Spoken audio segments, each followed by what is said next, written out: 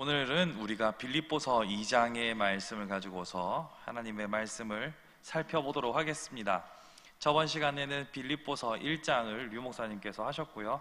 오늘은 2장입니다. 먼저 빌립보서가 가지고 있는 위치, 그리고 어떤 카테고리에 속해 있는 서신서인지를 가볍게 터치하고 넘어가도록 하겠습니다. 항상 담임 목사님께서 에빌골몬 이렇게 4개의 성경을 뭐라고? 옥중서신이라고 말씀하십니다. 옥중서신, 즉 그가 감옥에 있는 동안 쓴 편지들입니다. 특수한 상황에서 쓴 것이죠. 그 중에서도 빌립보서는 좀 재미있는 내용을, 제 개인적으로 느끼기에는 재미있는 내용을 담고 있는데, 그 상황이 어떤 것인지를 먼저 한번 살펴보겠습니다. 자, 감옥에서 사랑하는 빌립보 교회 성도들을 향하여서 편지를 썼는데요. 먼저 1번을 보시면 지금 바울의 상황은 감옥에 갇혀 있기 때문에 외부적으로 혹은 대외적으로 어떠한 활동도 할 수 없는 갇힌 자입니다. 자, 그러면 두 번째로 바울을 견제하는 이들이 존재했던 것을 빌립보서를 보시면 알 수 있습니다. 빌립보서를 보시면 1장에서 14절부터 17절까지의 내용을 살펴보시면 이렇게 나와 있습니다. 14절에 형제 중 다수가 나의 매임으로 말미암아 주 안에서 신뢰함으로 겁없이 하나님의 말씀을 더욱 담대히 전하게 되었느니라. 그건 좋아요. 근데 어떤 이들은 투기와 분쟁으로, 어떤 이들은 착한 뜻으로 그리스도를 전파하니, 그렇게 해서 17절에 나의 매임에 괴로움을 더하게 할 줄로 생각하여 순수하지 못하게 다툼으로 그리스도를 전파하느니라. 전해지는 것은 복음입니다. 전해지는 것은 복음이고, 그들이 하는 사역도, 그들이 하는 행위도 복음이 전파되는 현장인지라 귀하게 보입니다만 그 의도가 조금 석연치 않습니다. 바울을 더 괴롭게 하고자 하는 목적으로 다툼으로 복음을 전하고 있다라는 겁니다. 언뜻 잘 이해가 되지 않죠? 근데 자세히 생각해보면 말이 됩니다. 바울을 대적한다는 것은 아니지만 바울과 스스로 짐짓 경쟁으로 여겨서 바울이 지금 감옥에 갇혀 있어서 대외적인 활동 혹은 전도가 되지 않으니까 이 틈에 자신의 실적을 높이고자 하는 이들의 움직임이 있었다는 거죠. 실적이라는 말로 표현해서 너무 이 복음이라는 귀한 사역을 훼손하는 것은 아닌가라는 생각도 좀 듭니다. 하지만 실적으로밖에 보이지 않습니다. 왜냐하면 그들은 순수하게 복음의 열정으로 일을 했다기보다는 누군가에게 자신의 과업을 보이기 위함이었죠. 첫째로는 바울에게요, 둘째로는 바울을 제외한 주변 사람들에게 자신들이 한 성취를 보여주기 위해서 일을 했던 겁니다.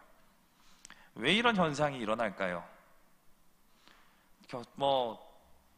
결과는 각자 생각할 수 있지만 가장 가능성이 있는 것으로 예상되는 것은 바울을 바라보면서 스스로 열등감을 느꼈다거나 혹은 혼자서 경쟁했던 것이겠죠.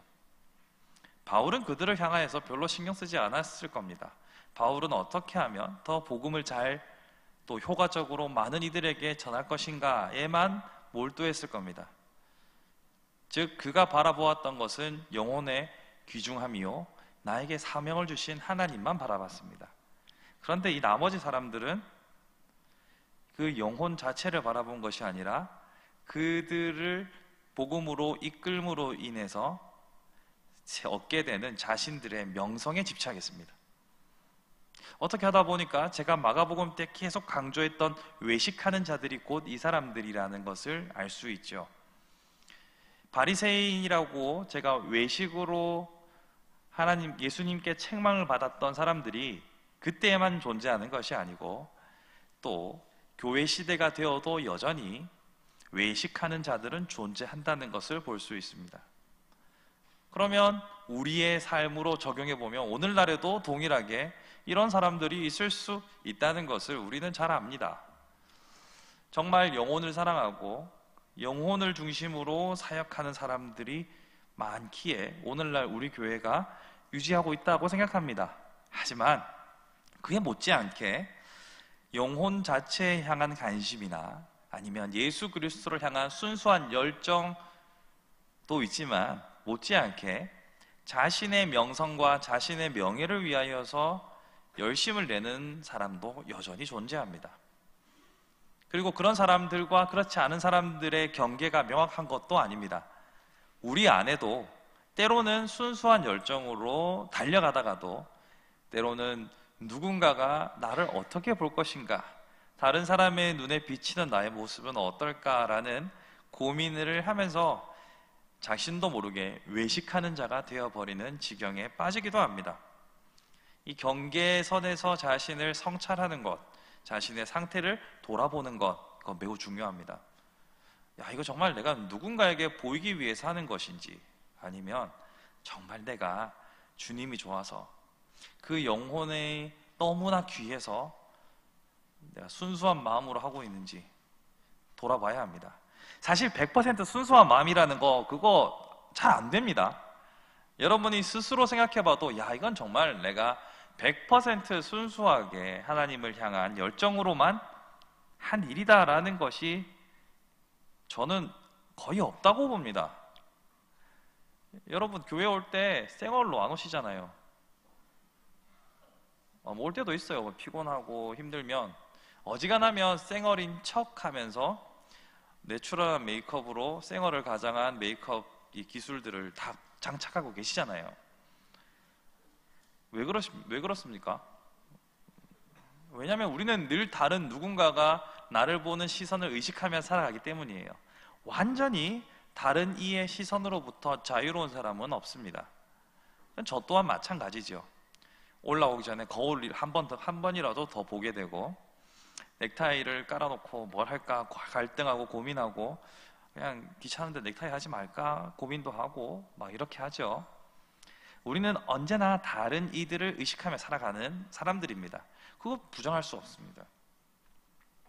다른 사람들 눈에 우리가 어떻게 비치는지를 고민하기 때문에 이것이 과하면 외식으로 가는 것이고, 이것이 아예 없다면 또 덕이 안 되는 수도 있겠죠. 경계에 적당이라는 것만큼 어려운 게 없습니다. 적당이라는 것은 여러분 살면 살수록 더 어렵다는 것을 많이 느끼시죠. 적당히는 그 기준이 그때그때 다르기 때문에 적당이라는 게 참 어렵습니다.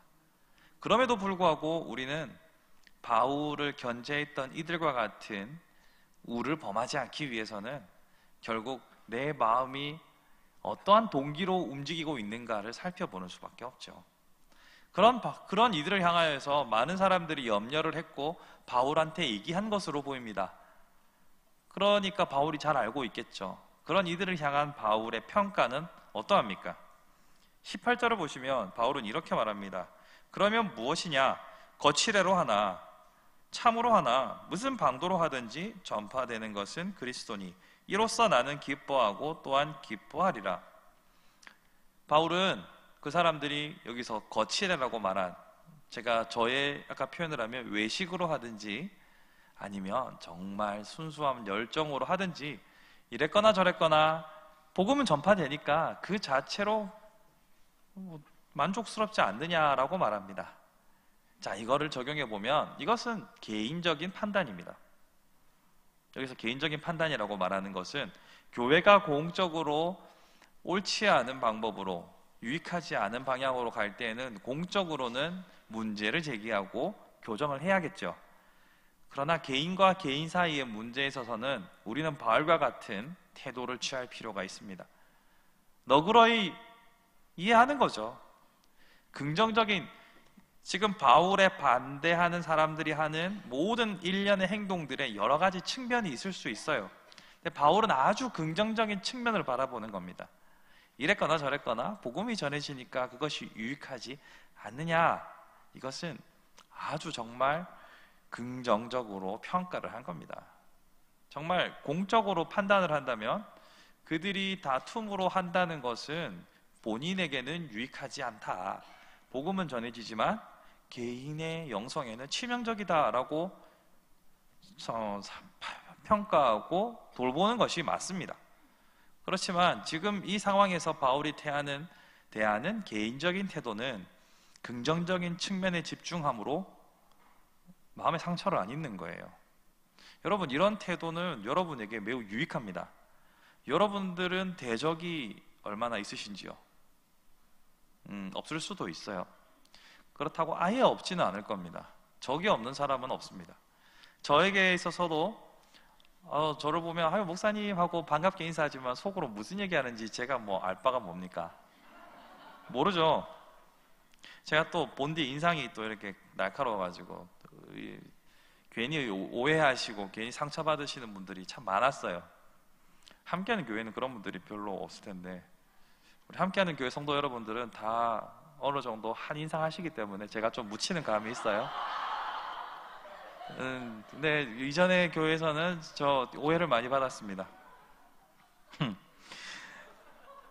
어쨌거나 우리의 반대하는 사람들을 향하여서 일일이 다 우리가 정죄한다거나 우리가 그들을 교정하고자 하는 헛된 희망을 품으면 유익이 되지 않습니다. 바울처럼 오히려 그것을 통하여서 일어나는 가장 긍정적인 측면을 바라보면서 걸림돌을 피해가는 것이 지혜입니다. 걸림돌이 된다고 길에 박혀있는 짱돌 다 뽑아내면 언제 갈 길 다 가겠습니까? 피해가시면 됩니다. 그런 바울의 평가를 참고하시면서 동시에 바울이 하는 권면을 보시면 오늘 본문 2장의 내용으로 이어지는 겁니다. 바울은 자신을 대적하면서 열심을 내고 성과를 내고 있는 이들을 향하여서 분노하거나 속상해하거나 전혀 그러지 않고 그저 전해지는 복음으로 인하여 기뻐한다라고 말하죠. 여기서 기뻐한다는 말은 빌립보서에서 가장 중요한 핵심 키워드니까 잘 간직하고 계시고요. 바울이 주는 권면은 1절부터 4절까지입니다. 한번 같이 1절과 2절을 같이 한번 읽어볼까요? 시작. 그러므로 그리스도 안에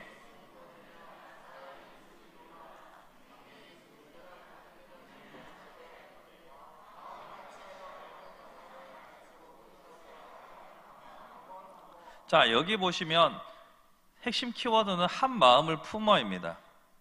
한 마음을 품는데 앞에서 무슨 교제나 긍휼이나 자비가 있다면 만약 너의 마음속에 예수 그리스도로부터 성령의 열매와 같은 긍정적인 것들이 조금이라도 있으면 한 마음을 품으라라고 말합니다. 그러면서 3절에서는 다툼이나 허영으로 하지 말고 겸손한 마음으로 남을 낮게 여기고 또 자기 일을 돌볼 뿐만 아니라 다른 일을 돌아보라. 이 모든 것을 다 합치면 결국은 한 마음을 품으라 라는 겁니다. 바울의 권면은 별거 없습니다. 자, 보십시오. 바울이 지금 바울을 반대하는 사람들이 하는 일들을 들었잖아요. 누구를 통해서 들었을까요? 바울을 지지하는 사람들을 통해서 들었겠죠. 그럼 바울의 관점에서는 바울을 지지하는 편과 바울을 반대하는 편이 지금 눈앞에 보이는 겁니다. 이 사람들을 향하여서 한 마음을 품으라라고 바울은 권면하고 있는 거예요. 정치적으로 야, 이 세력이 너무 크는 것 같아. 너희들이 좀 밟아주지 않으련? 이것도 아니고 야, 여기를 이런 방식으로 공격해야 쟤들이 함부로 설치되지 않는 거야. 야, 교회가 장기적으로 건강하게 가려면 두 사이에 균형이 필요해. 혹은 이쪽이 잘못된 건 바로 잡아야 돼. 이런 정치적인 혹은 전략적인 이야기는 일절하지 않습니다. 바울은 그저 한 마음을 품으라고 말합니다. 물론 회람 서신이니까 이쪽 무리나 다 같이 듣겠죠. 다 같이 보겠죠. 바울이 지금 이렇게 빌립보서를 쓰면 이 편지는 빌립보 교회로 가서 낭독이 될 것이고 회람 문서라고도 하거든요. 서신서를 같이 돌아보게 될 겁니다. 그래도 아무래도 바울의 편에 서 있는 사람들이 주로 보겠죠. 그럼 이 사람들한테 어떤 전략도 말하지 않습니다. 한 마음을 품으라. 그러면서 앞으로 다루겠지만 예수 그리스도의 마음을 품으라 라고 말합니다. 그렇게 겸손과 섬김으로 그들을 끌어안으라라고 하는 것이 바울의 권면입니다. 자, 이 말을 우리의 삶으로 적용해 보면 진짜 싫죠. 내 마음에 안 드는 사람들이 분명히 존재합니다. 여러분, 셀 안에서도 다 마음에 드는 거 아니잖아요. 대답 반응하지 마세요. 왜 반응을 하고 그러세요? 셀원들이 다 마음에 드는 건 아니겠지만 그렇다고 여기서 반응하시면 옆 사람이 또 일러줍니다. 다 마음에 드시는 건 아니겠지만 그렇다고 해서 그들을 품으라라는 말을 들으면 말씀을 기초해서 하는 것 같으니까 부정은 못 하겠는데 그렇게 하기는 싫죠. 머리로는 알겠는데 마음이 안 따라가는 경우가 얼마나 많습니까? 여러분, 대부분의 신앙생활의 가장 큰 딜레마는 그런 거예요. 머리로는 알겠는데 마음이 안 따라가는 게 진짜 힘듭니다. 원수를 사랑하라. 이거는 원수를 직면하는 순간 말씀이고 멋이고 간에 안 돼요. 여러분의 이웃을 내 몸과 같이 사랑한다라고 했을 때 안 됩니다. 어렵습니다. 쉽지가 않아요. 분이 나거든 해질 때까지 이거를 계속 갖고 가지 말고 해결을 하라고 하잖아요. 안 됩니다. 어떻게 70번에 7번 용서. 아이고, 7번 용서하면 우리는 정말 성인군자입니다. 70번에 7번이 어디 있습니까? 정말 어려워요. 머리로는 아는데 이것이 삶으로 실천되는 것은 예산 일이 아니죠. 그것처럼 우리의 삶 가운데서 하나님의 말씀, 하나님의 뜻, 이걸 실제로 행하는 것은 참으로 어렵습니다. 여기서 한 마음을 품기 위해서 그러면 어떻게 해야 할 것인가? 바울의 솔루션을 한번 볼까요? 바울의 해결책은 이렇게 말합니다. 5절 말씀에 너희 안에 이 마음을 품으라 곧 그리스도 예수의 마음이니. 자, 우리가 해야 할 세부 사항들은 정말 많습니다. 말씀대로 살아가려면 지켜야 할 세부 사항들이 엄청 많아요. 이거를 하나로 탁 묶어서 핵심 엑기스만 쭉 짜내면 예수 그리스도의 마음이라는 것으로 귀결됩니다. 어차피 우리가 예수님의 제자로 살아간다는 것은 예수님을 닮은 사람으로 살아가는 것을 말하고, 예수님을 닮은 사람은 예수님의 마음으로 사는 사람이죠. 아주 당연한 귀결입니다. 그러면 예수님은 어떤 삶을 사셨는가라고 말하면 사람마다 정말 많은 이야기들을 할 수 있을 거예요. 예수님의 사역의 가장 정수를 바울은 한마디로 요약해서 이렇게 말합니다. 즉 겸손입니다. 6절부터 11절까지의 내용을 쭉 보시면 원래 하나님과 동등한 분이었지만 사람의 몸으로 기꺼이 낮아지셨고, 그리고 하나님 앞에 복종하셔서 모든 입으로 하나님으로 시인하게 하여 영광을 돌리게 하셨다. 이것이 예수 그리스도의 사역이고 이 예수의 마음을 본받으라 라고 말합니다. 자, 그러면 예수님의 삶에서 드러난 특징은 바로 이 겸손인데요. 예수님의 겸손을 한번 생각해 보자고요. 집에 혹시 강아지나 고양이 키우시는 분 있으십니까? 있다면 정말 사랑스럽고 이쁘고 좋아하시겠지만 그렇다고 여러분이 개가 되고 싶다는 생각을 해보신 적이 있습니까? 우리 집 강아지가 너무 귀여워요. 그래서 나도 개가 한 번쯤 돼보고 싶다. 있을 수 있죠. 있을 수 있습니다. 있을 수 있는데 아주 그런 생각을 해보셨다면 여러분들은 전문의가 필요할지도 모르겠습니다. 만약에 고양이가 되고 싶다. 물론 이런 건 있어요. 진짜 개 팔자가 상팔자다. 진짜 내가 차라리 개가 편하겠다. 이런 생각도 하시겠지만 그렇다고 개가 되고 싶지는 않으실 겁니다. 그렇다고 고양이가 되고 싶지는 않으실 것이고, 특히 금붕어 이런 건 더 안 되고 싶겠죠. 그런데 예수 그리스도께서는 친히 인간이 되셨습니다. 여러분, 인카네이션이라고 하나님이 성육신을 통하여서 인간이 되신 것이 우리에게는 아주 당연하고 아주 상식적인 일이지만 이것이 결코 상식적인 일이 아니라는 것을 자각하는 것에서부터 사소한 은혜가 시작됩니다. 그러니까 성경에서 말하고 있으니까 당연한 거지라고 생각하는 것들을 당연하지 않다는 것을 깨닫는 순간 우리는 감격할 수 있습니다.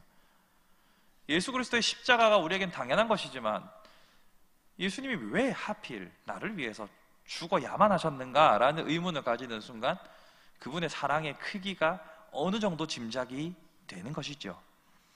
예수님이 인간이 되신 것 자체가, 즉 철저하게 낮아진 겸손 자체가 아주 흔한 일이 아닙니다. 보통의 방식이 아닙니다. 그런 예수 그리스도의 마음을 따라서 살아가라라는 것이 바울의 권면이에요. 즉 지금 아까 바울을 중심으로 바울을 따르는 사람들, 바울을 반대하는 사람들, 이 양측을 놓고 보면 서로가 서로를 견제함에 있어서, 서로가 견제하는 것은 상대를 나와 동등하거나 혹은 더 낮게 보니까, 여기서 낮게 보는 게 아니라 낮게 보니까 공격의 대상이 되는 거죠. 혹은 경쟁의 대상이 되는 거죠. 근데 그럴 필요가 없다는 겁니다. 바울은 예수 그리스도의 마음을 닮아서 주께서 친히 낮아지시고 섬긴 것처럼 너희도 오히려 남을 낮게 여기고 그들을 섬기라라고 말합니다. 이것이 바로 바울의 권면의 핵심, 즉 예수 그리스도의 마음입니다.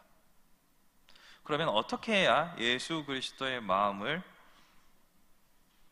따라 살아갈 수 있을까요? 겸손은 힘들어라는 노래도 있잖아요. 이쪽은 끄덕끄덕하고 이쪽은 모르시죠? 몰라도 돼요. 몰라도 됩니다. 그 겸손은 정말 힘듭니다. 왜냐하면 우리의 자아는 언제나 자신을 드러내고 싶고 남보다 나를 낮게 여기고 싶은 마음은 누구나 다 가지고 있습니다. 그럼 여러분 계절별로 신상 옷을 왜 사요? 남보다 낮고 싶어서,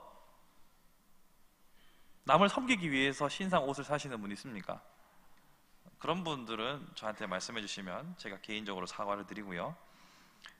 여러분은 여러분 자신을 위해서 신상 옷을 사는 거지 유통업체나 혹은 의류회사를 위해서 신상 옷을 사지 않지 않습니까? 여러분의 신상 옷을 사서 누군가에게 나의 아름다움으로 기쁨을 주리라 뭐 이런 거 욕심 있으세요? 아니지 않습니까? 우리는 누구나 다 자기 중심적으로 살아갑니다. 어쩔 수 없어요. 그렇지만 그 자기 중심적인 마음을 예수의 마음으로 바꿔서 어떻게든 섬기고자 하는 우리의 마음이 곧 예수의 마음이고, 그런 마음이 있을 때 한 마음을 품을 수 있는 겁니다. 다시 이 무리로 들어가서 바울을 따르는 자와 반대하는 자들이 한 마음을 품으려면 지금 바울한테 고자질하고 바울한테 권면을 듣는 사람들이 그 사람들을 그대로 있는 그대로 인정하고 더욱더 낮아지는 수밖에 없다는 거죠. 그렇기 때문에 오늘 이 자리에 오신 여러분들은 손해입니다. 여러분들이 더 낮아지시고 더 겸손한 마음으로 한 마음을 이루기 위해서 애쓰셔야 하기 때문이죠. 이 시점에서 뭐 유튜브 라이브를 끊으시고 이러시면 안 돼요. 들었으면 낙장불입. 이렇게 우리는 예수님의 마음으로 하나를 이루기 위해서 애를 써야 한다는 것이 바울의 권면이에요. 여러분들은 기꺼이 그러한 삶을 살아오셨다라고 저는 믿고 싶습니다. 그렇게 살아오셨기에 함께하는 교회가 여전히 공동체로 존재하고 있다라고 저는 생각합니다. 그렇게 살아오셨다면 계속해서 이러한 겸손하게 하나를 이루기 위하여 스스로를 희생하는 삶을 계속해서 살아갈 것을 권장드립니다. 왜냐하면 그것이 주님이 기뻐하시는 일이니까요. 물론 이 길에는 고통이 따르고 속에 천불이 납니다.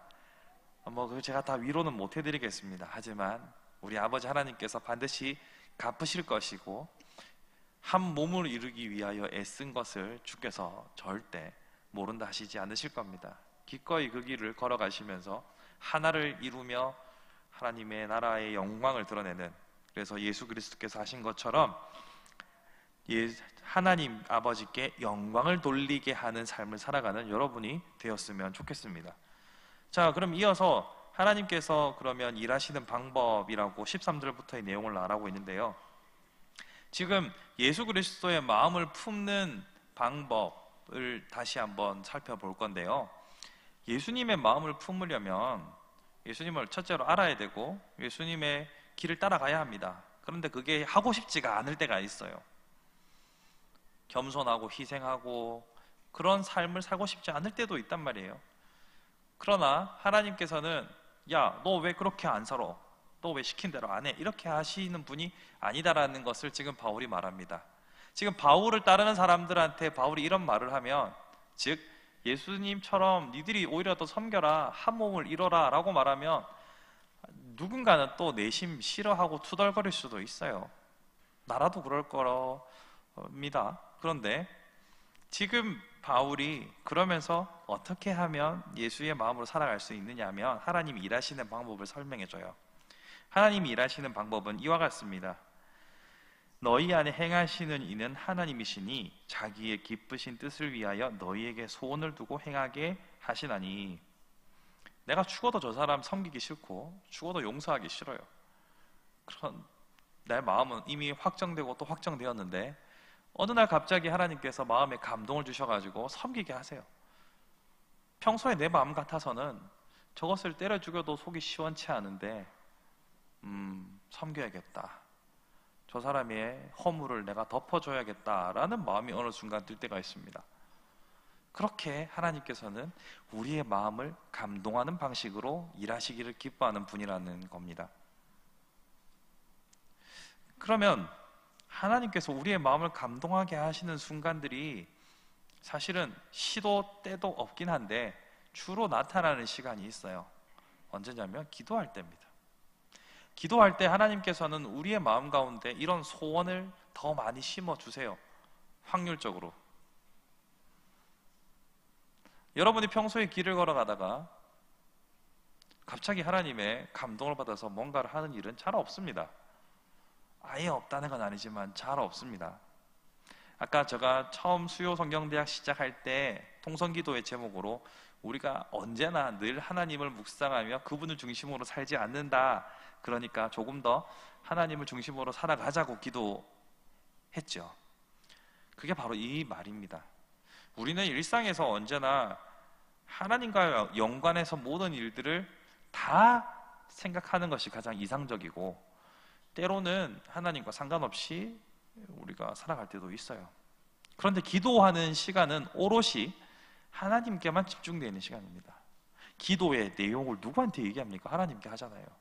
그러니까 하나님과 가장 긴밀하게 그리고 끈끈하게 가장 치밀하게 연결되어 있는 시간은 기도 시간이죠. 그 기도 시간에 하나님께서는 여러분의 마음에 소원을 하나씩 심어주시는 겁니다. 그리고 그 소원들을 내가 이루는 방식으로 하나님의 뜻을 만들어가는 겁니다. 그러면 용서하지 못했던 사람들도 어느새 용서해야겠다라는 마음의 소원이 올라와서 어떻게 용서할 수 있을 것인가를 고민하기 시작합니다. 그러면 또 성령님께서 지혜의 영을 부어주셔서 어떻게 섬길 것인지 보게 하시고, 그렇게 계속 하나님과 나 사이에 피드백이 주고받고 하면서 어느 순간 내가 그리스도의 마음을, 예수의 마음으로 살아가는 거예요. 그래서 기도가 중요한 겁니다. 여러분의 소원을 이루기 위해서가 아니라 내가 예수의 마음을 담기 위해서 기도가 필요한 겁니다. 자, 그러면 함께 고려할 것들이 있어요. 14절에 보시면 마음에 소원을 두셔서 일을 하시잖아요. 그러면서 모든 일을 원망과 시비가 없이 하라라고 말합니다. 원망과 시비가 없게 하라. 제가 이것 때문에 처음 빌립보서를 하기로 교육자 회의에서 결정되고 난 뒤로 꽤 오랜 시간 동안 여러 가지 주석과 사전들을 찾아봤어요. 왜냐하면 여기 나오는 원망과 시비라는 것이요, 누구의 원망과 시비인가에 대해서 의문이 들었기 때문이에요. 자, 공동체적인 적용과 개인적인 적용 두 가지가 있다라고 봤을 때 과연 이 원망과 시비가 남들이 나를 향하여서 원망과 시비가 없게 해야 하는 것인지, 아니면 내가 원망과 시비가 내 안에서 원망과 시비가 일어나지 않도록 해야 하는 것인지 라는 의문이 들었어요. 그래서 이것저것 막 찾아봤는데 선명하게 원하는 답을 찾지는 못했습니다. 그러면 제가 어떻게 해서 이런 고민을 하게 되었는지를 한번 찾아가 봅시다. 저랑 잘 따라오셔야 돼요. 지금부터는 약간 조금 지금부터는 막 대학 강의처럼 해볼 거예요. 못 따라오시면 다시 들으세요. 자, 먼저 하나님께서 우리의 마음에 소원을 두셔서 일을 하게 하신다라고 했죠. 그러면 일이 진행될 때 갈등이 생길 수도 있어요. 그 갈등이 생길 때 나타나는 갈등은 원망, 나를 향하여서 왜 그런 식으로 하는지 원망을 할 수도 있고요. 시비, 나한테 그딴 식으로 하지 말라고 시비가 들어올 수도 있죠. 즉 나의 행실에 따라서 다른 사람들의 거침이나 걸림돌이나 문제가 생기지 않도록 지혜롭게 행하라라는 의미로 해석이 됩니다. 이것은 가장 많은 주석들이 지지하는 방식이에요. 대부분의 주석을 보면 모든 일을 행할 때에는 남들과의 충돌과 갈등을 최소화할 수 있는 방향으로 하는 것이 지혜롭다라는 식으로 이 본문을 해석합니다. 맞죠? 자, 그런데요, 마음에 소원을 주셔서 일하게 하시잖아요. 그러면 내 마음에 감동을 주시고 나의 길을 선택하게 하신 분은 하나님이잖아요. 근데 하나님께서 내 마음에 소원을 두셨는데 다른 사람들의 원망과 시비가 생기면 그러면 하나님의 방식을 접어야 되는 것인가? 라는 의문이 들었어요. 여기까지 이해가 되십니까? 맞죠? 하나님이 내 안에 소원을 주셔서 내가 하는 건데 다른 사람들의 반대와 걸림돌이 생겼을 때 그러면 나는 지금 하나님의 뜻을 접어야 하는 것인가? 라는 쪽으로도 의심이 들더라고요. 그래서 제가 이걸 개인적으로 만약에 적용한다 치면 하나님이 처음 내 마음에 소원을 주셔서 하게 했잖아요. 그때 여기 원망과 시비를 제가 공기스모스, 디알로기스모스 이렇게 두 가지로 원어를 그냥 한글로 써놨는데요. 이거의 뜻을 보시면 원망은 그냥 불평이라는 것으로 사도행전에 헬라파 과부와 히브리파 과부가 서로 충돌해서 머리채를 끄집어 잡고 막 싸우진 않았지만 서로를 향해서 불평을 했던 기록들이 있어요. 그래서 그 유명한 집사가 나타나게 되죠. 사도행전 6장에서 갈등이 생기고 7장에서 집사를 세우게 되잖아요. 자, 쉽게 외우는 방법. 집사가 몇 명이었어요? 7명. 예, 7장에 집사 이야기 나옵니다. 자, 7장에서 그렇게 해가지고 6장에서 갈등이 생길 때 서로 야, 구제 헌금이 지금 제대로 분배가 안 되고 있잖아 라고 원망과 갈등이 생겼을 때 바로 이 공기스모스가 나옵니다. 불평, 불만, 지금 속이 부글부글한 상태를 말하는 거죠. 자, 그러면 12 디알로기스모스는 부정적인 생각으로 마가복음 7장에서 보면 예수님께서 이렇게 말합니다. 속에서 곧 사람의 마음에서 나오는 것은 악한 생각, 곧 음란과 살인과 도적질이라 라고 말할 때 여기서 나오는 악한 생각이 디알로기스모스입니다. 그러면 부정적인 생각이다라고 쓰는 것이 오히려 더 의미에 맞죠. 시비는 누구를 향한 거친 행동이라고 본다면 부정적인 생각이라는 것은 누구를 향한 대상이 명확하지 않은 겁니다. 이제 다시 따라오고 계시죠? 그러니까 시비를 정말 부정적인 생각으로 바꿔서 보면 모든 일에 불평과, 맞죠? 원망과 시비가 없게 하라를 바꾸면 모든 일을 불평과 부정적인 생각이 없이 하라 라고 의역할 수 있고, 이렇게 해석을 하면 어떤 결론이 났냐면 공동체적인 적용으로 하면 다른 사람들이 상처받고 시험 들지 않도록 지혜롭게 행하라 라는 1차적인 해석이 가능하고, 2차적인 해석으로는 개인적으로 불평과 또 부정적인 생각이 없도록 하라. 즉 네가 감동을 받았으면 힘들고 어려워도 부정적인 생각하지 말고 끝까지 해내보렴으로 해석할 수 있는 거예요. 이해가 되시죠? 자, 하나님께서 우리의 마음에 소원을 두셔서 일을 할 때는 다른 사람들이 방해할 때도 있습니다. 다른 사람들이 나는 정말 주의 일을 하려고 하는데 왜 이렇게 걸림돌이 많냐 싶을 때도 있습니다. 그럴 때 지혜를 구해서 그들의 원망과 시비를 뛰어넘으시는 것이 매우 유익합니다. 동시에 개인적으로 원망과 시비, 즉 불평과 부정적인 생각이 찾아올 때도 이것에 매이지 않고 하나님이 내 안에 기꺼이 하고자 하는 마음을 주셨다면 끝까지 해내기를 소망하면서 돌파하셔야 된다는 겁니다. 이렇게 두 가지 차원에서 우리는 이 말씀을 생각해 보자고요.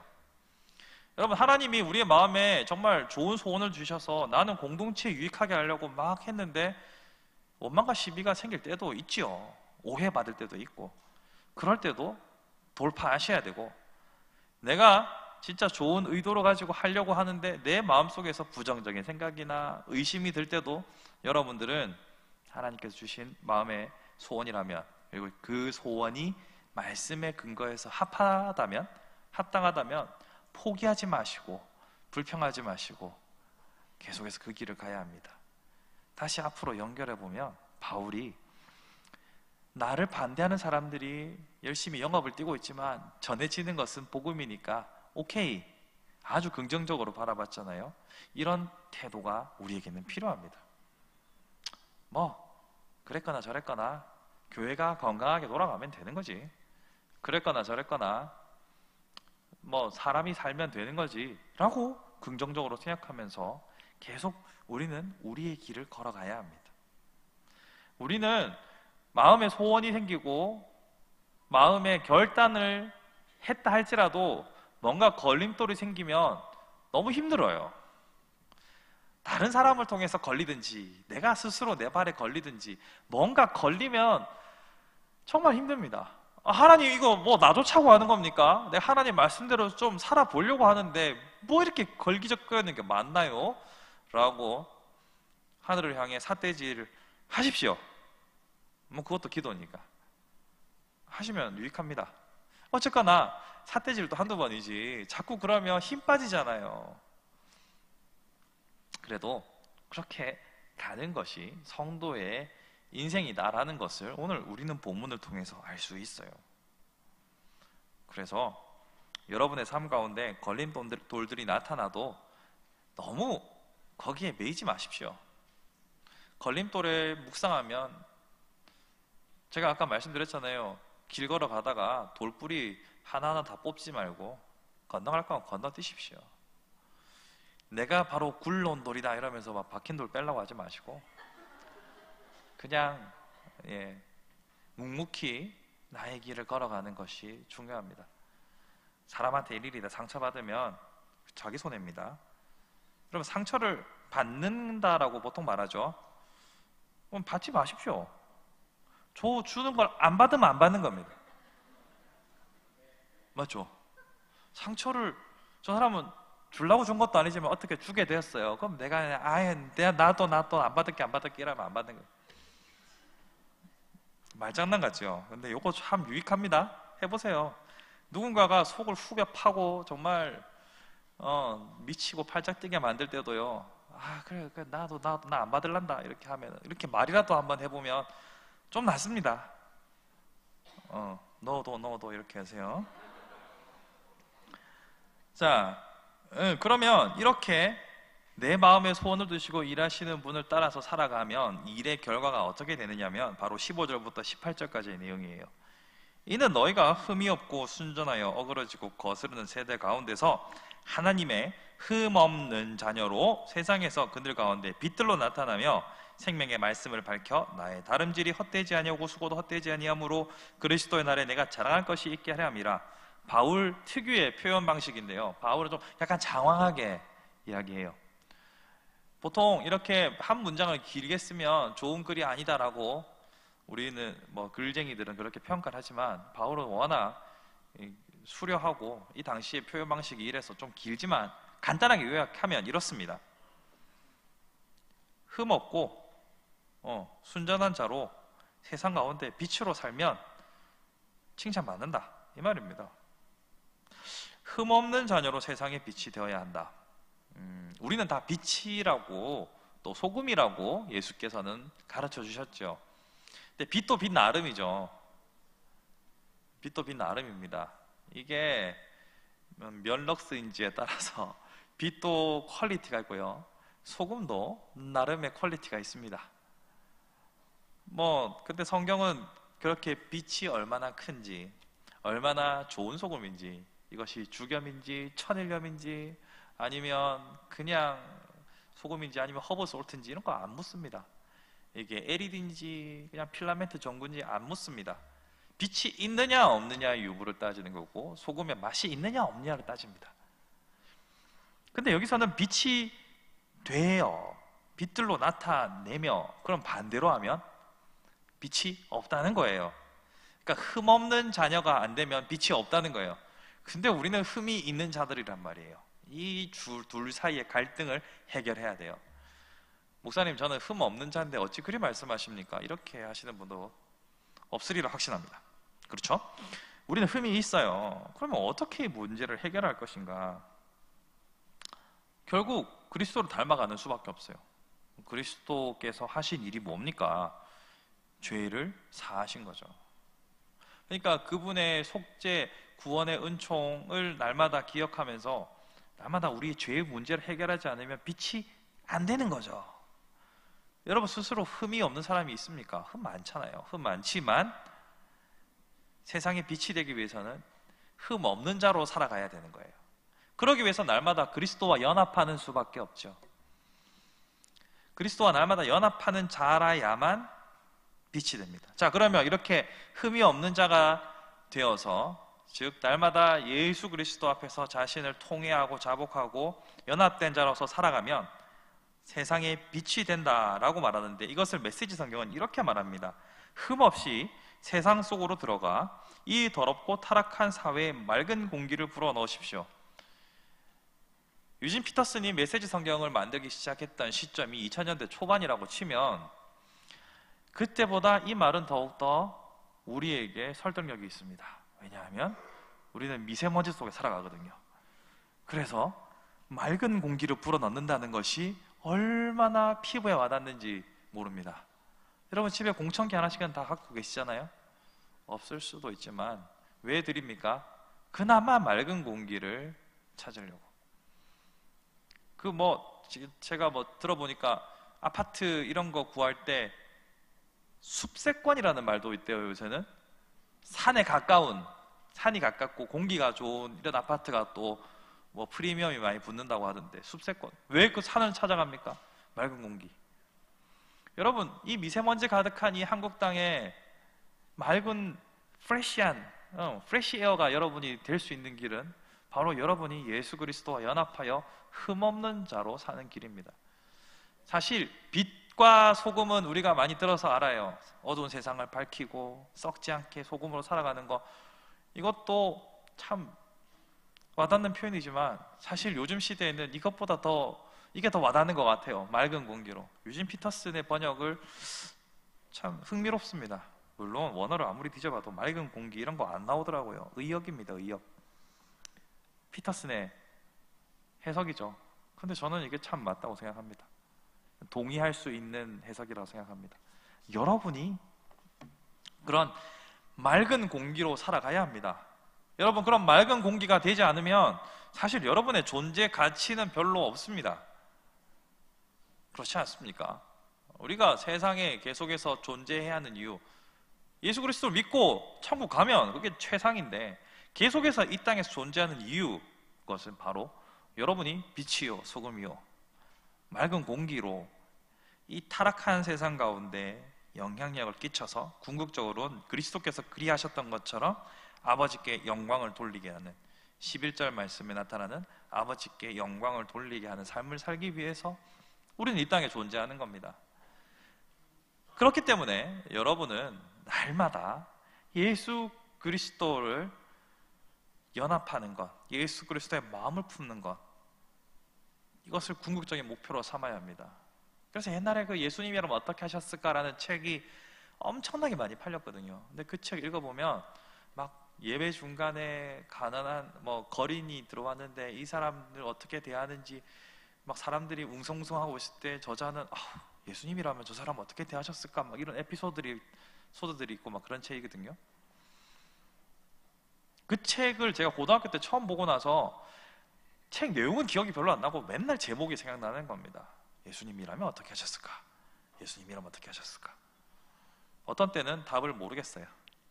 근데 대부분의 일들은 예수님이라면 어떻게 하셨을까의 답을 알겠어요. 근데 하기 싫어요. 이 사이에서 고민하고 갈등이 돼요.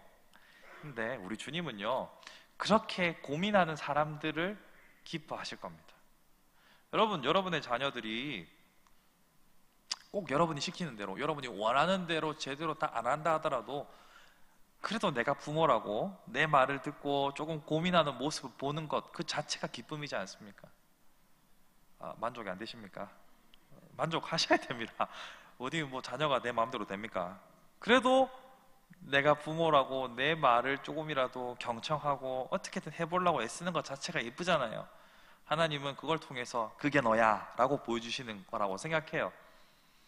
우리가 하나님의 말씀대로 다 못 살지만 애쓰고 막 수고하고, 하나님 나 이렇게 말씀대로 해보려고 하는데 좀 안 돼요, 힘들어요, 하나님 좀 봐주시면 안 될까요? 막 이런 걸 하나님이 저는 기뻐하실 거라 생각합니다. 여러분 회개할 때 주여 용서하여 주옵소서 이런 것만 하지 마시고 죄송합니다 뭐 이런 것도 괜찮아요. 제가 좀 기도할 때 뻔뻔해요. 하나님 아시죠? 그렇게 됐습니다 이렇게 할 때도 있어요. 기도할 때 내가 봐도 미안하고 민망하기도 하고, 그렇다고 하나님 그 맡기신 일이 쉬운 건 아니었잖아요. 막 이렇게 살짝 억울한 마음도 있고 막 그러면 죄송합니다 잘 안 되더라고요 이렇게 할 때가 있어요. 근데 하나님이 원하시는 건 뭐예요? 소통이잖아요. 그렇게 나를 찾는 걸 원하잖아요. 그렇게 기도하는 자리에서 하나님은 마음에 소원을 주시는 거예요. 그래 그래도 또 해보자, 그래 그래도 참자, 그래도 어떻게 이렇게 방법을 찾아보자, 이런 마음의 소원을 주시는 거예요. 그렇게 할 때 우리는 한 마음을 품을 수 있게 되는 거예요. 그렇게 공동체가 만들어지는 거예요. 공동체라는 것은 교회뿐만 아니라 어떤 조직이든지 누군가의 희생을 기반으로 합니다. 누군가의 양보와 누군가의 배려를 통해서 공동체는 존속합니다. 여기 계신 분들이 그렇게 먼저 솔선해서 희생해 오셨다고 생각합니다. 뭐 저 아닌데요 싶어도 그냥 이 자리에 왔으니까 상 받는다 생각하시고, 여러분들이 바로 그런 주역들이실 겁니다. 계속해서 포기하지 마시고 그 길을 걸어가십시오. 그리고 내 힘으로만 하지 마시고 예수 그리스도와 연합하여서 그 일을 하십시오. 그러면 나는 그냥 열심히 내 인생을 살았을 뿐이지만 11절 말씀처럼 아버지 하나님께 영광이 돌아가게 될 것입니다. 그렇게 영광을 받으시는 아버지 하나님께서 여러분을 영광스럽게 하지 않으시겠습니까? 저는 저와 여러분들이 모두 다 이런 아버지 하나님께 존귀와 영광을 다시 되돌려 받을 수 있는 여러분이 되기를 바랍니다.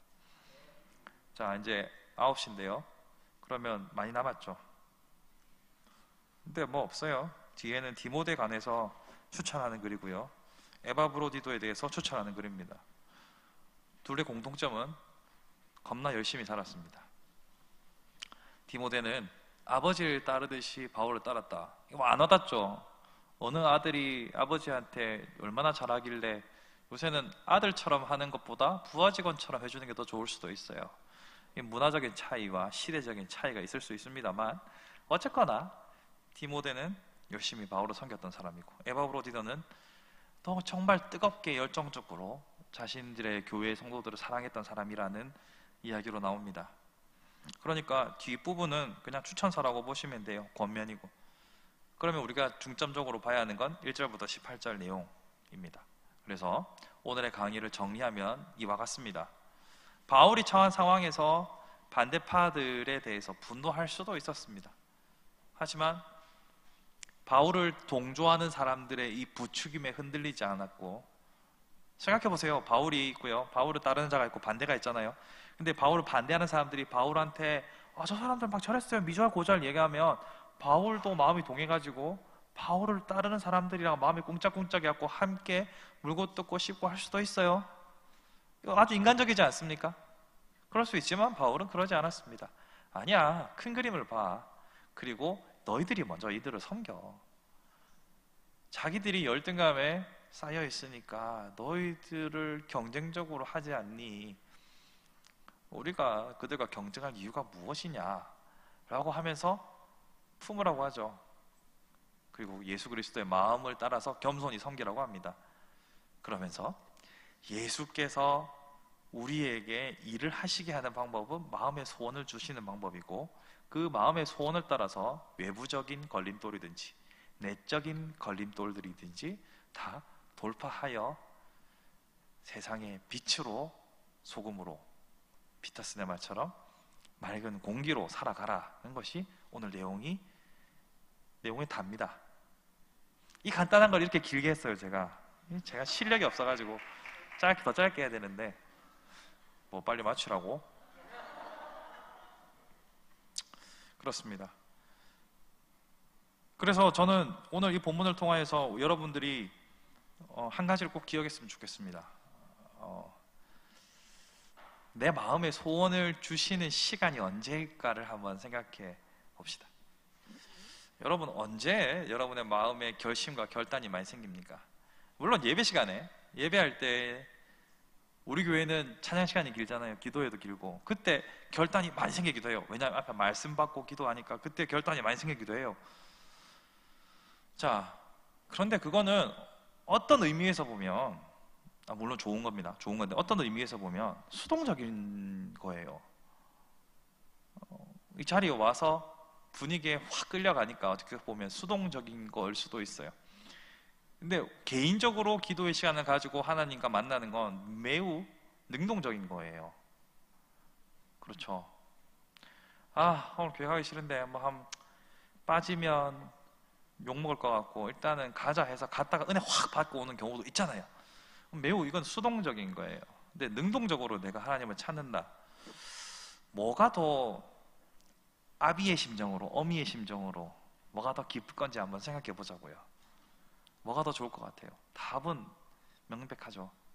그래서 여러분들이 마음의 소원을 더욱더 가득 담을 수 있도록 더 외부적인 자극, 즉 아버지 하나님께로부터 오는 그런 자극들을 많이 받을 수 있는 시간과 공간과 그런 여건들을 만들어내는 것에 조금 더 고민을 해봤으면 좋겠습니다. 언제 내가 하나님과 친밀하게 하나님의 마음을 파악할 수 있을까? 언제? 어느 시간에 내 마음의 소원이 일렁이게 될까? 한번 고민해봤으면 좋겠어요. 그렇게 해서 여러분의 일상 가운데 더 많은 감동과 계시로 여러분의 삶들이 채워지기 바랍니다. 그냥 하나님과의 어떤 피드백 없이 그냥 지식적으로 내 삶을 살아가려고 하면 피곤하거든요. 근데 그분이 마음에 감동을 주시면 그거 할만한 일입니다. 주의 길을 따라가는 것이 재미있는 일입니다. 즐거운 일입니다. 지치지 않을 수 있습니다. 그러한 삶을 살아갈 수 있는 저와 여러분들이 되기를, 여러분의 일상 가운데서 하나님의 감동을 받는 모든 환경들을 만들어갈 수 있는 여러분이 되기를 소망해 봅니다.